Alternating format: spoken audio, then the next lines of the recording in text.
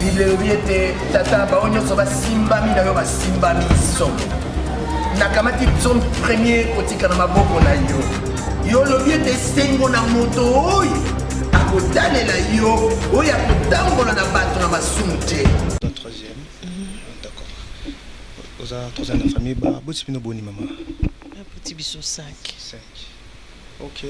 3 filles, na 2 garçons. 2 garçons. Bon moi ma casse tebi koza na moi pas si mais songa bande ko ba otala de partout. Vous avez 5 pas boti pino 3 filles, na 2 garçons. Ah d'accord. Voilà. Maman atiki biso aza mutu mukete na mboka oyo. Aza penza mutu munene. Asali pe bongo na kata RTNC, à l'équipe na kata groupe Salongo, aux apena groupe ya munene pena isongi pe bande ko ebele pena. Bande ko ngba yeba. Maman zo ki tan na malade ou comment? Oui, effectivement, maman Oumela qui vraiment la maladie à Oumeli. OK. Parce que avant diagnostic naé, les acquis depuis 2023. Ndé abandaki, moi ba malaise. Donc surtout 2023-2025, a sali à peu près 2 ans, 2 ou 3 ans. Tout coach à entre 2022 et 2025, donc 3 ans. 3 ans. Depuis ba malaise, ti na diagnostic, tu as qu'est-ce qui se passait, donc 3 ans. Malade nini et mimi maman tinaliwa boye. Bon, maman Azaki n'a problème à pancréas. OK. Azaki n'a problème à pancréas. Yangonde et mimi nyoso to moni lelo. Pancréas. Ba souvenir ne nous garder maman bien que souvenir déjà mon toya obimiso déjà na mokili. Souvenir nous garder le maman tiki biso. Souvenir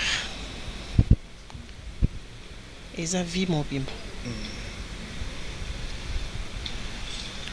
Vie nanga mobimba eza marqué na ba souvenir na ye. Aza maman pas n'importe lequel. Kaka ndenge kombo na ye ezalaki kaka kombo oyo bapesaki ye artiste sana ya bolingo. Ma mère avait beaucoup d'amour, surtout pour na bana na ye. Kaka pour na bana na ye te parce que maman na biso azaki maman ya bana ebele. Peut-être kabimisaki 5 na libumu na ye, mais oyo ye abokolaki na ndako na ye c'était plus de 20. OK. Donc lelo ceux qui na koloba je dirais toza à peu près 20 bana oyo yé à bokolaki. Alors les souvenirs, il y en a beaucoup, c'est toute une vie. Naebi mbata ya maman nangate. OK. Naebi angote. Atikala obetangata mukomote. Déjà de 1. Ce qui les kambo ezali, on va dire expliquer aebi qu'est-ce que tu fais eza malamonte. Et ça là, et au mémo na oyo. Et ceux qui ont s'entêté, ont une conséquence. Malgré conséquences wana, maman abiso azalaki maman ya ba cas difficile. OK. Au fait, bana nyonso ya ba récalcitrant, bana nyonso ya difficile na famille, bazali kotinda bango mingi et pas maman. Pas parce que Azaïko chuchotait bango, pas parce qu'Azaïko beta bango, mais seulement parce qu'elle avait une manière à elle ya ko éduquer bana wana pe ko somisa bango na nzela. En tout cas baza ebele. Baza ebele so ki botali na mkola liboso, il y avait un tout petit peu bateau baza ki wana, c'était beaucoup plus bano ya bokola ki na ndako na parce que mutu na mutu Azaïko lela selon oyo ye azwaki na maman. Donc c'est un peu ça. Mutuna mutalela ki na oyo ye azwaki, c'est-à-dire nga babwaka kinga yo ozwaki ngai, ngai babengana kinga yo ozwaki ngai, ngai basala kiboyo yo ozwaki nga. Donc c'était un peu ça. Maman biso baza obenga ye semba bilokota. OK. Ndako na biso baza obenga ngo basora bango bana bazali kobengana bana mauvais temps basora. Pourquoi? Parce que bazalaki bana ya famille libota mobimba de part et d'autre, na bana ya baninga na bana ya quartier bango nyonso bazali ko se retrouver na kati ya ndako wana. Pourquoi? Parce que azalaki ko rejeter mwana moko te. Au contraire, azalaki kolakisa bango que oyo yo ozosala okoki kofuta yango lobi na ndenge ya mabe, alors il vaudrait mieux que changer ndenge na yo ya ozalela pour que demain tu sois quelqu'un. Et la plupart ya bana nyonso ya bokolaki na ndako na ye, en tout cas lelo ba se retrouver na ba situation ya bien. Donc alors ça là,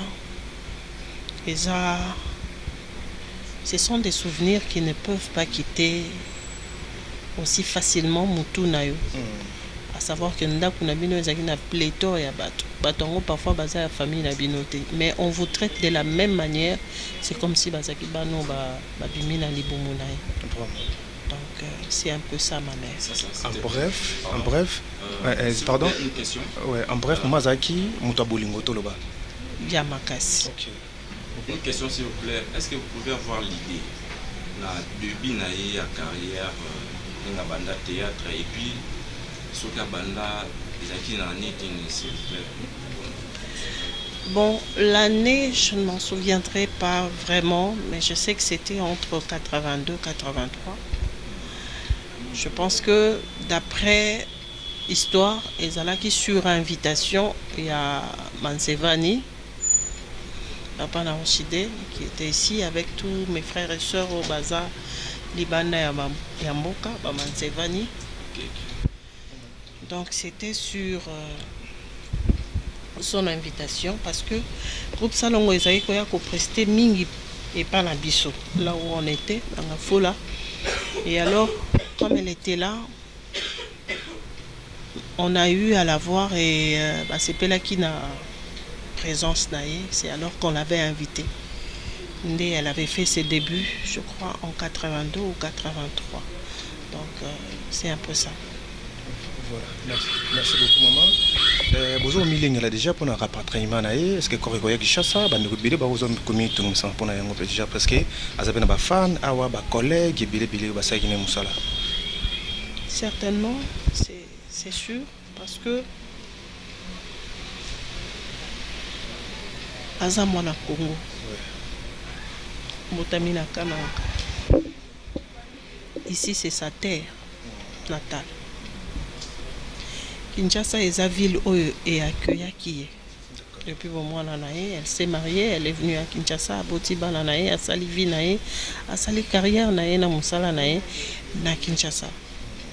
Alors je ne vois pas pourquoi Trokunde Libanda ya Mboka alors que ancêtre nae bazo zelae na mabele nae. Elle va reposer beaucoup plus en paix sur Kaza à Wanamabele nae qu'en dehors du pays. Donc certainement et sûrement, elle sera rapatriée ici dans la ville-province de Kinshasa pour être dignement pleurée. Ndenge, Bissonio Sobana Mboka Tozo Zelae. Pas seulement nous, ses enfants, mais Bana Nyonso, Oya Chuchutaki, Oya Lingaki, Bana Nyonso, que ce soit biologique, que ce soit artistique, Bana Nyonso, Bazo Zelae, peuple congolais Nyonso, Oyo Ezo Zelae pour et pesaye ba honneur oyo à mériter. Na bandeko balingaki musala ya mama Boli. Azana ba fan tellement belé to mona ndeke ba bazo lele na ba commentaire. Est-ce que ça un message au pesa bango so bazuli ba kokotala yo? Message, je l'ai toujours dit. Parce que une fois na maman leki nanga na bengaka Batunyo sa théâtre, ba maman leki banoko, mes oncles, mes tantes. Abera bango banoko parce que ma maman était dans le métier. Avec Karine Pala, j'ai eu à faire une émission. Et ça qui kala.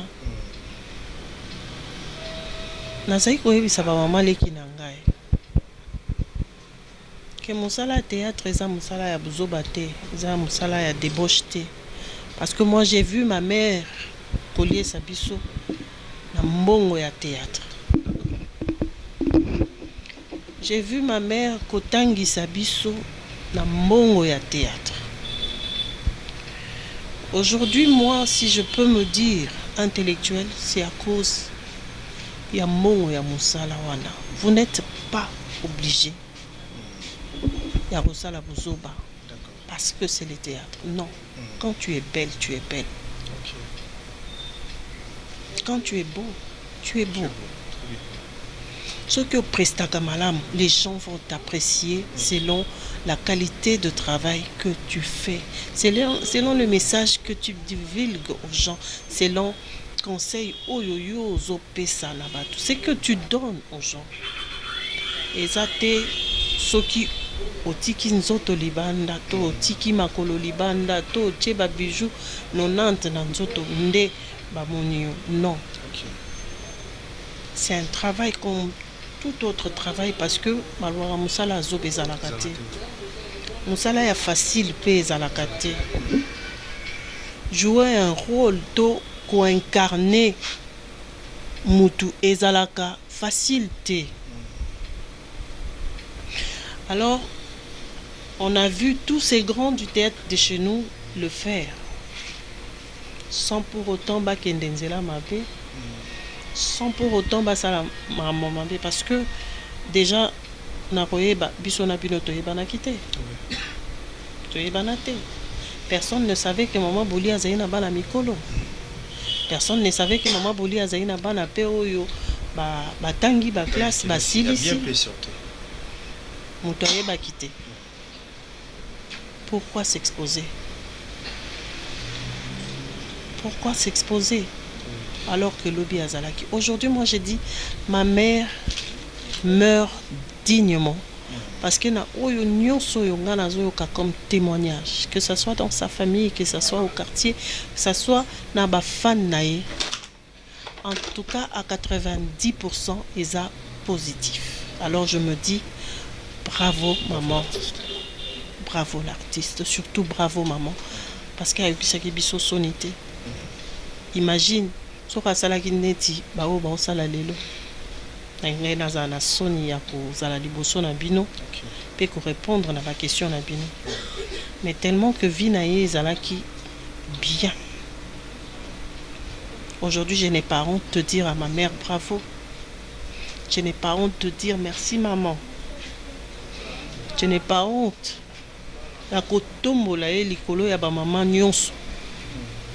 Parce que alingaki biso, akolisi biso, atangisi biso, et kaka na musala wana o ya mukie lelo bato bazo négliger. Musala wana o bato lelo bakomi omona ngo soki ndenge nini kaka na musala wana nde alesaki biso. Et surtout que dans ces temps-là, ça ne payait pas beaucoup, hein. Ça ne payait pas beaucoup.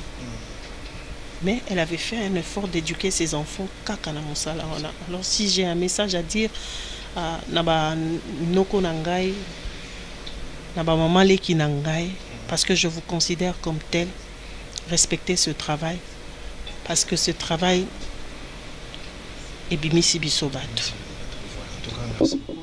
Autant minité parce que nous avons peine na maman où toko le bisote, mais le coup la maman a tigre biso za grande actrice yambo qu'on a biso surtout bande ko ba ko linga ba yo kapete témoignage na ye. Maman ko fina âge né. Maman a Koufina 67 ans. Elle aurait eu 68 ans le 19 novembre. D'accord. Pendant ça, bino comment na bo jeunesse na bino, bozana maman star za na kombo na mboka oyo. Déjà, les aïeux dépendent de la parole. Pour ceux qui nous connaissaient peut-être dans le quartier, Batoubaye Baki, moi Matumboli, parce que je me souviens, j'étais encore très petite dans mon Ansoussou. Je me rappelle bien qu'Azarote Kamakala, Zahina Rola Azarote Kamakala.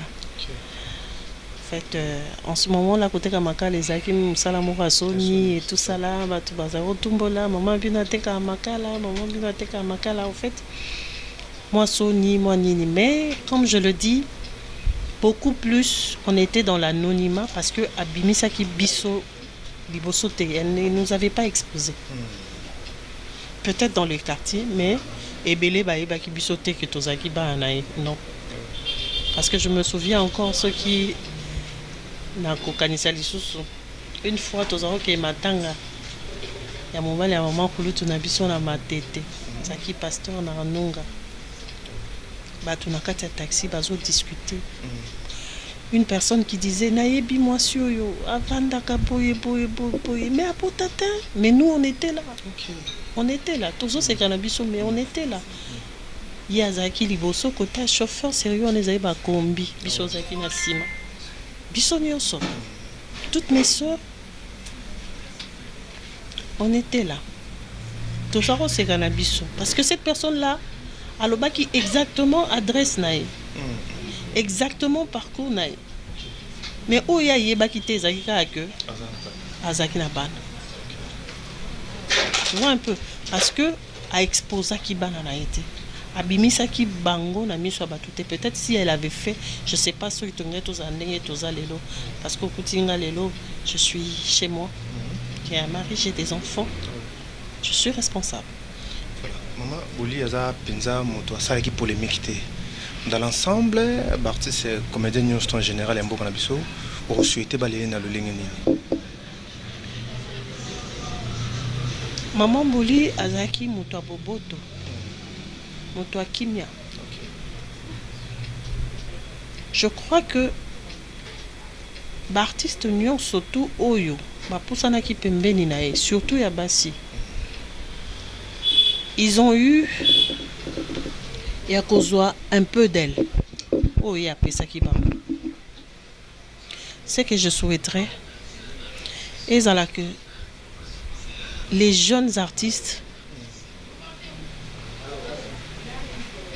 bolate la maman na biso décemment parce qu'azaki maman, et surtout qu'à Koufi na mois de mars c'est le mois de la femme pour valoriser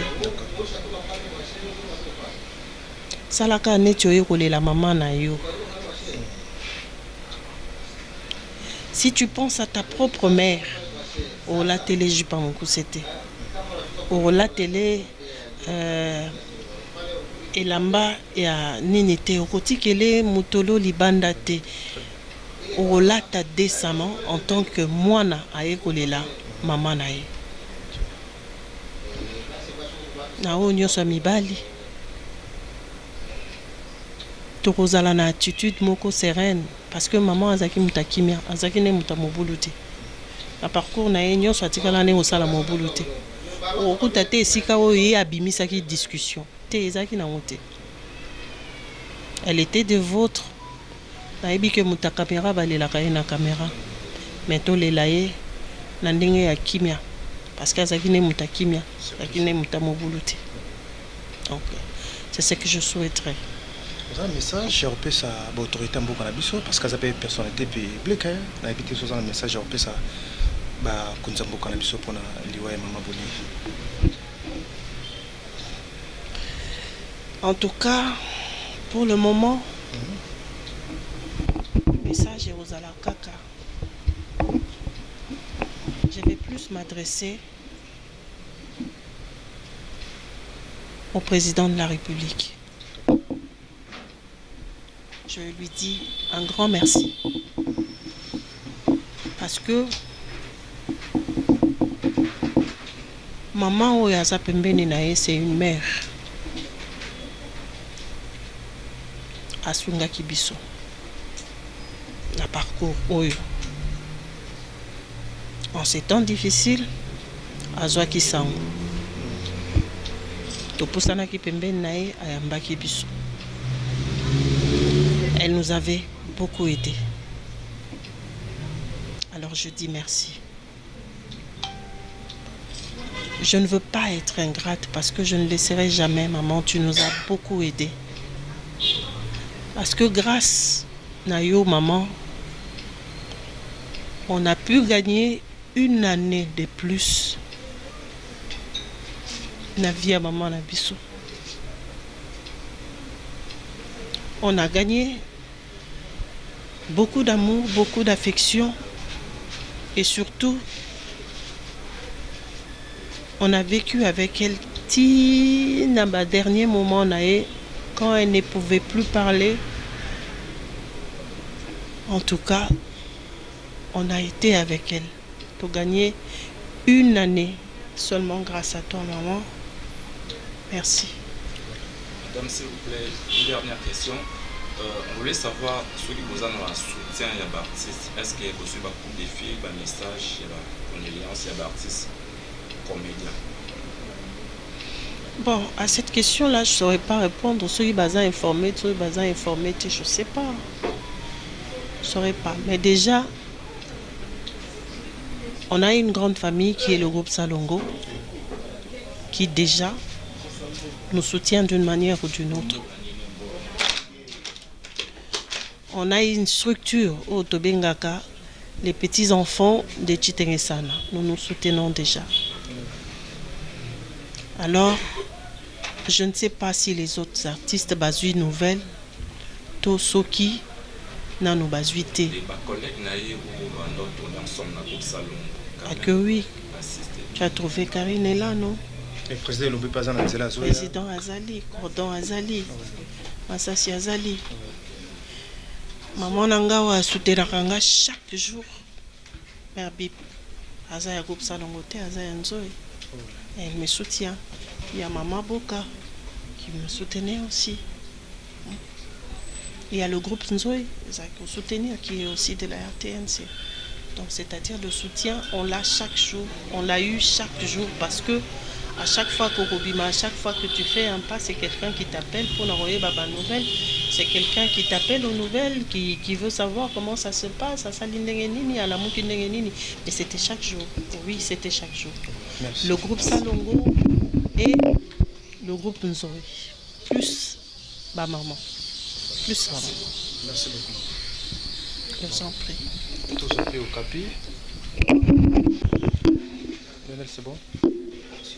Bonsoir maman. Bonsoir papa. Condoléances. Merci. Mon yoye awa ko assister la famille bandeko ba otalo de partout mais quand peut expliquer biso kombo nani piuza nani. Ngai kombo nanga Orchidée Masevani. Nae awa eza vraiment matanga na biso. Oya kufi aza mama nanga, aza tante nangai paternelle donc naza émotionné, naza makambo na émotion moko vraiment mais naza mingi te ya koloba. Vous avez des souvenirs aux garder, ya mama Boli atiki biso? Naza na ba souvenirs ebele pour la mama Boli mais na koloba vraiment mingi te, vous comprendre nga. Azalaki mama moko azalaki okabola te, mwana nyonso epa nazalaki mwana. Bako kipete ke boyo boye te. Biso kutu to bandai ko benga e mama te. Tozalaki mingi na komba 600. Bien bolingo. Loko ngai na bando benga ka mama bolingo. Akomaki lokola camarade, maman. Donc côté à bana akoma mwana, côté à ba mikolo pe akoma mikolo. Donc merci beaucoup. Voilà, maman, tu veux qui est en aux sa présentation na yo combo lobi au est-ce que vous pouvez rappeler les sous bateau combo wana parce que toujours reconnaître un peu combo wana na niveau RTNC avec nani et bimi na côté ni papa na yo to aza. Bon, Masevani c'est Viseva avec papa nangai. Rappelez biso ezaki Masevani. Masevani azalaki nako expliquer ndeni azalaki réalisateur na groupe Salongo. Komona babomengo tante nangai. Bon, na ba mama bolingo, ba mama monzele, ba mama bele wana nyonso bazaki lokwa baleke pa papa nangai. Ceux qui baza lelo na groupe Salongo boyaki lokola famille. Po ya lokwa eloko moko ya na bonga memaki bango nde ba kumandi baza boelelo. Donc papa Masevani azalaki frère biologique ya mama Bomengo. Avec frère mama Bomengo. OK. Merci. Voilà, merci beaucoup. Ok, merci. Bonsoir, maman. Bonsoir, papa. Condoléances. Merci. Vous se présentez dans les devoirs, vous avez des partout, vous avez des familles. Oui, naza mami Chibobois. Naza moko ya famille parce que maman Bolingo azaki maman ya bana ebele. Pour moi, elle était une deuxième mère pour moi. Elle me conseillait en tout. Si je dis en tout et pour tout. Elle passait des journées avec moi, avec Nadine. On se promenait souvent en trois. Moi, Nadine, sa fille, hein, et maman. À un moment donné,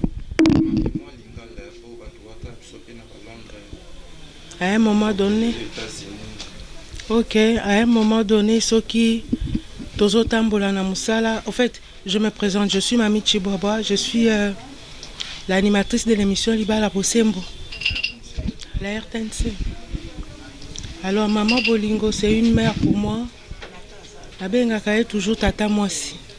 Parce que c'est une cousine à mon père. C'est une cousine à mon papa. Alors, elle était aussi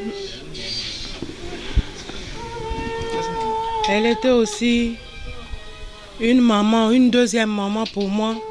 Elle nous a encadrés en tout. Et à chaque fois que je devais monter sur les plateaux pour animer des émissions, elle me demandait Okoyamba, oh, je parle lingala. Okoyamba bana ya ba couple ya ndenge nini.